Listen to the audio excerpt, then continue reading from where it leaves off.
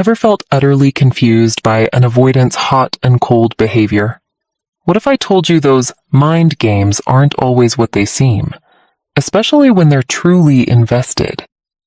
We're diving deep into the perplexing but fascinating world of avoidant attachment to expose the secret signals they display when they're genuinely interested in you.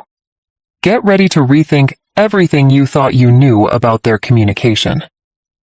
Look, I know why you're here. Someone in your life pulls away the second things feel good, goes quiet for days, then acts like nothing happened. Here's the truth. When avoidants are deeply interested, they don't show it the way you'd expect. Their interest looks like distance. Their care looks like control. But there's a massive difference between an avoidant who's genuinely working through their fear because you matter, and one who's just keeping you around as an option. By the end of this, you'll know exactly which one you're dealing with, and what standards you need to set to protect yourself. About 25% of adults have avoidant attachment patterns. Here's what'll blow your mind. The more they like you, the more their brain treats you like a threat. When an avoidant person starts catching real feelings, their nervous system fires up like they're in actual danger. Researchers call this deactivating strategies. It's their subconscious way of creating safety through distance. And here's where the mind games come in, except they're not games at all, they're patterns.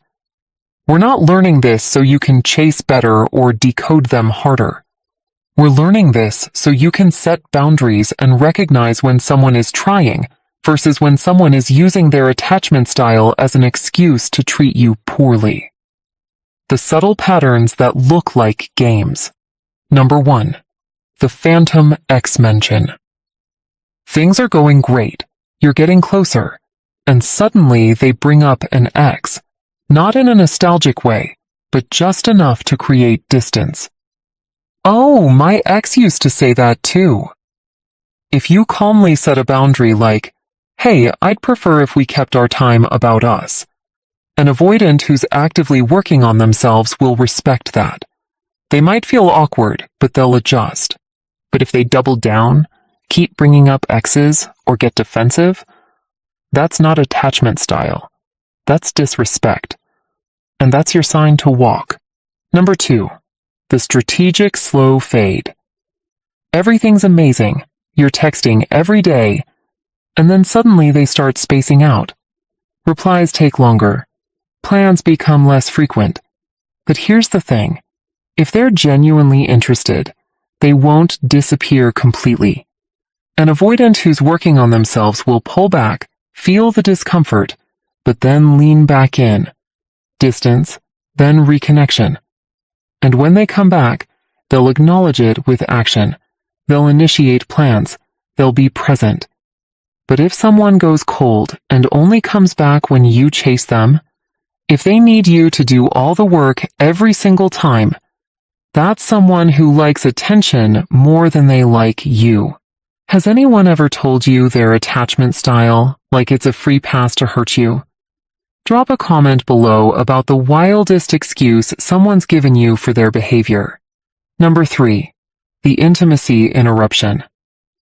You have an amazing date, real conversation, maybe physical intimacy, and the next day they're weird, cold, or they pick a fight out of nowhere. What's happening is a vulnerability hangover. They opened up, felt good, and then their system panicked. For an avoidant who's truly interested, this panic doesn't mean they're gone. Watch what they do next. Do they work through it and come back? Do they apologize or acknowledge they were off? If yes, that's someone fighting their patterns for you. But if they use every moment of closeness as permission to punish you with silence, and there's never any repair, you're dating someone who's emotionally unavailable and hiding behind a label. Number 4. The independence power move. You're building something real, and suddenly they need to remind you how independent they are. I've always been fine alone. I don't really need a relationship. When an avoidant says this and they're actually interested, they're usually still showing up, still making time. It's their way of protecting themselves verbally, while their actions tell the real story. But here's your standard. If someone repeatedly tells you they don't want what you want, believe them. Doesn't matter if their actions say otherwise. If someone tells you they're not ready or not built for commitment, you say, "Okay, thank you for telling me," and you move on. You're not a therapist. You deserve a partner who's sure about you. Number 5. The quality time contradiction. This is the most confusing one. An avoidant who's deeply interested will limit quantity but maximize quality. They won't text you all day. They won't want to see you every day.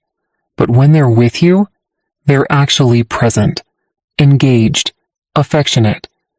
This makes you feel crazy. If they like me this much in person, why don't they want to talk more? Here's where your standards come in. You get to decide if that's enough for you.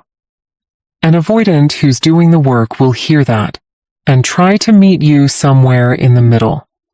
They'll communicate about their needs while respecting yours. But if they tell you you're too needy for having basic relationship needs, if they make you feel bad for wanting normal things like regular communication, that's not avoidant attachment. That's manipulation. All of these patterns are only worth navigating if the person is actively working on themselves, not just saying, "Yeah, I know I'm avoidant," and using it as an excuse, but actually doing the work. Therapy, self-reflection, making real effort to change. Attachment styles can heal and change, but only if the person wants them to. Studies show that with awareness and effort, people can move from insecure attachment to secure attachment. But that key word is effort. Your standard isn't, are they avoidant? Your standard is, are they trying? Are they acknowledging when they pull away? Are they apologizing when they hurt you? Are they actively working to do better? Because an avoidant who's not doing the work will keep you in this cycle forever. You'll waste years trying to prove you're safe, trying to earn consistency, trying to be perfect enough that they finally let you in. That's not a relationship. That's a job you're not getting paid for. Stop trying to decode whether their distance means interest. Stop analyzing every pullback. Stop making excuses for inconsistency. Instead, set a simple standard. I'm available for people who are actively choosing me, even when it's uncomfortable for them. That means an avoidant who's genuinely interested will feel the discomfort and still show up. They'll communicate even when it's hard. They'll work on their patterns instead of expecting you to shrink yourself around them. And if they can't do that, they're not your person. Not because they're bad, but because you deserve someone who's ready for what you're offering. You're not here to be someone's emotional training ground. You're not here to prove that